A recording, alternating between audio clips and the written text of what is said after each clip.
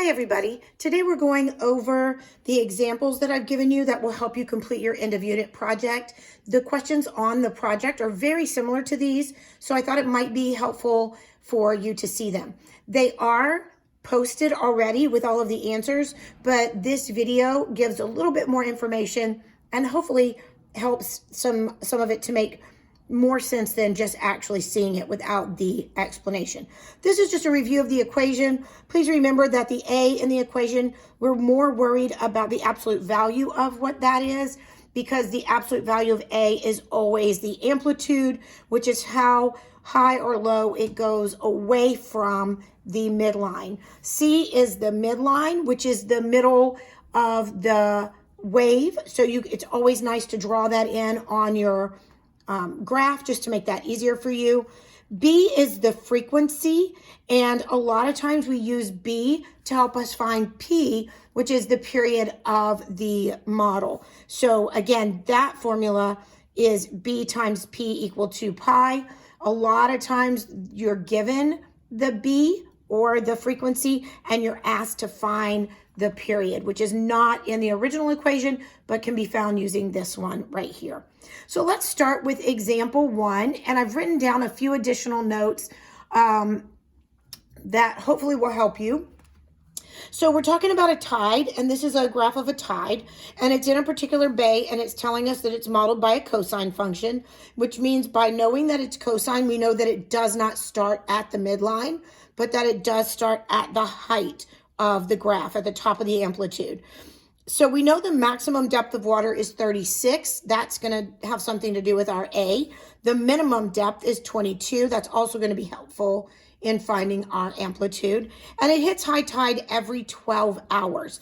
So first of all, if you wanted to use a calculator or Desmos, anytime I say a calculator, if you don't have a graphing calculator at home, you can use Desmos, but you're going to want to type in the D as a Y and the T is going to be your X so that you can get this model of the equation up on your screen.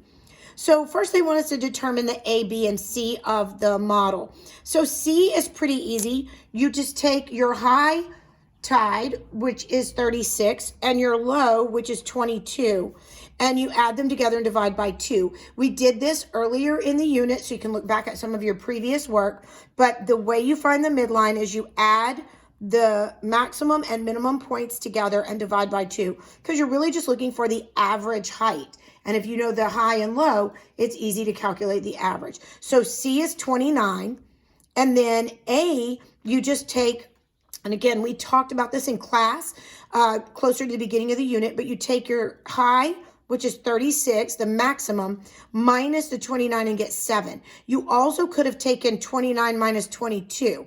So 29 minus the 22 would have also given you the 7. So now we know C is 29 and A is 7. Now we have to find our B, but we don't know the B. But they did tell us that the period was every 12 hours. That's how long it takes to repeat the cycle. So 12 times the B, which is what we're looking for so we can fill in our equation, is 2 pi. We're going to divide both sides by 12 and we get this equation. We're going to reduce and get pi over 6. So B is pi over 6. And that's where they get this equation right here, this one right here, because you can see that they filled in their A as 7, and then it said it was cosine B times T. So B was pi over 6, and then plus C, well, C is 29. So they told you the equation that it was going to be the model, and then you filled in the A, B, and C from these calculations over here.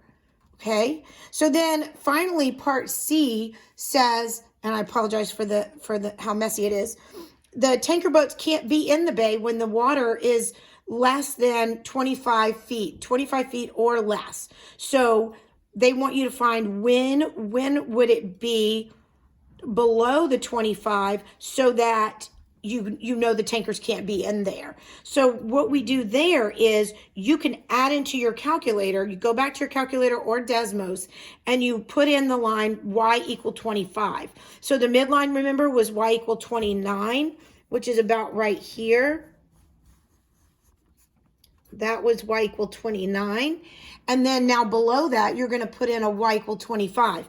And wherever that hits, the intersection points are where you know, and you can look that up, but where you hit, you're going to round to the nearest tenth of an hour, and you find where you're below those points, okay?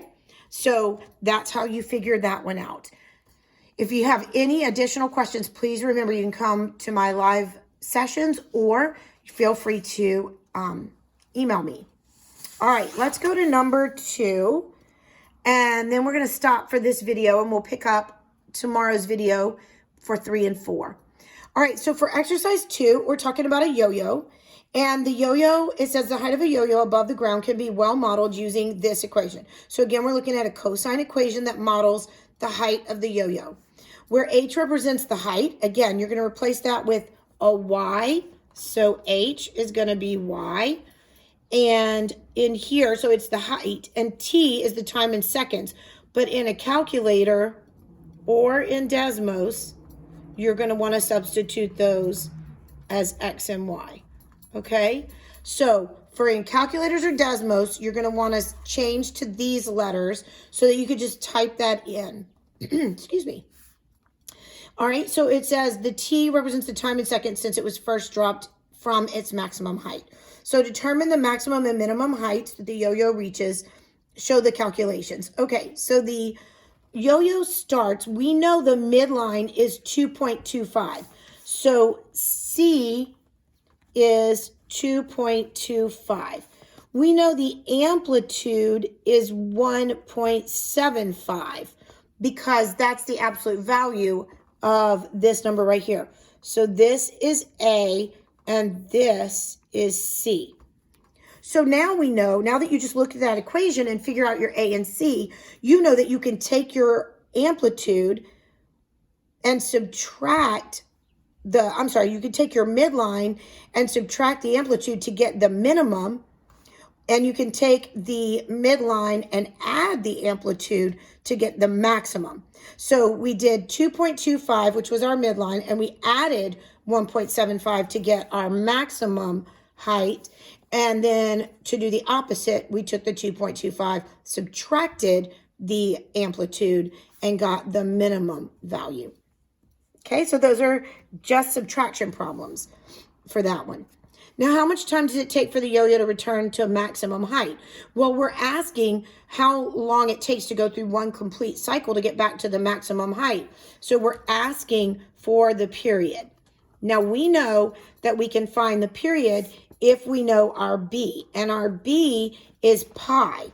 So our B is pi, and we know that the B times the period equal 2 pi.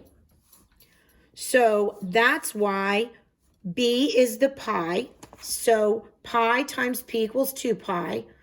And then here they just divided both sides. So that's here I'm going to work this out with you.